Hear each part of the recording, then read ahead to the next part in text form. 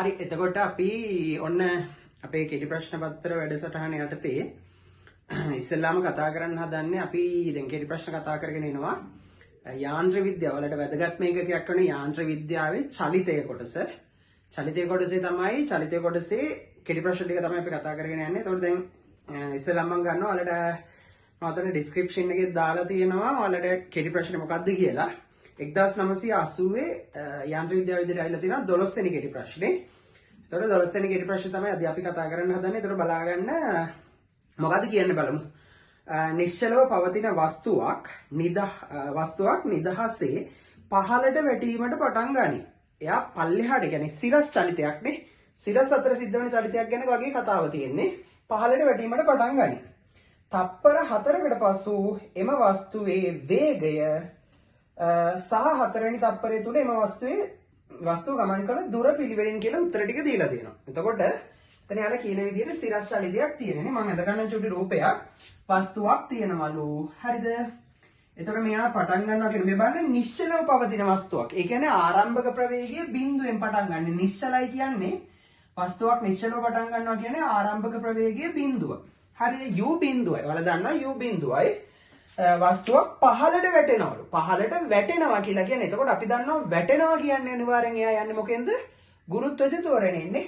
වැටෙනවා නම් අනිවාර්යෙන් එයා යන්නේ ගුරුත්වජ ත්වරණය. කියන්නේ g වලින් අපි 10 කියලා ගමු. මොකද ඔය උත්තර දිහා බැලුවම පොඩක් කාලෙට පේනවා 10 ඉලක්කමක් ඉන්නවනේ.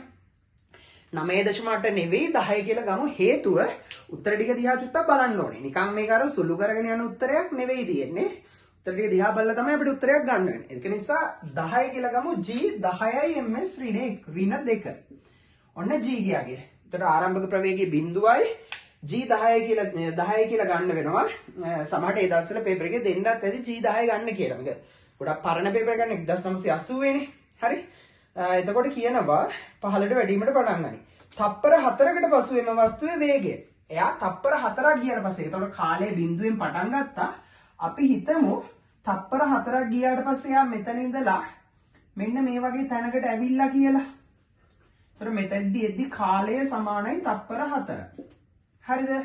මෙතන කාලය බිඳුවෙන් පටන් ගත්තේ අපි කියනකොට e සමානයි බිඳුව කාලය බිඳුවෙන් පටන් ගත්තා.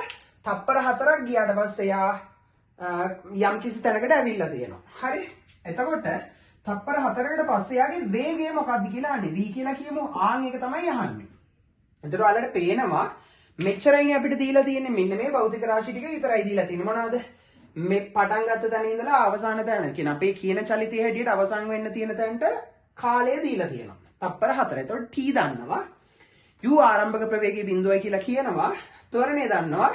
අවසාන ප්‍රවේගය අහනවා. එතකොට මෙතන ඔයාලා බලන්න ඕනේ මෙතන නැති රාශිය කවුද? මෙතන අහලා නැති දැනට අහලා නැති රාශිය ඇවිල්ලා විස්ථාපනයේනේ. එතකොට අපිට චලිත ඔයාලා දන්නවා චලිත සමීකරණ 4ක් තියෙනවා.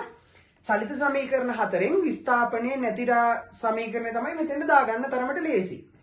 එතකොට විස්ථාපනයේ නැති සමීකරණය කවුද? විස්ථාපනයේ නැති සමීකරණය ඇවිල්ලා මොකද්ද? v සමානයි u ධන at. එතකොට අපි ඔය මෙතන ඉඳලා මෙතන චලිතයට පහළට දානවා.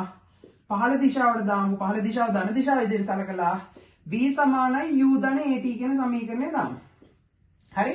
එතකොට එයාව දැම්මහම v කියන්නේ අපිට මේ තප්පර 4කට පස්සේ කියන්නේ අපේ මෙතන ඉඳලා මෙතෙන්ට දෙනකන් තියෙන චලිතයේ අවසාන කොටසනේ.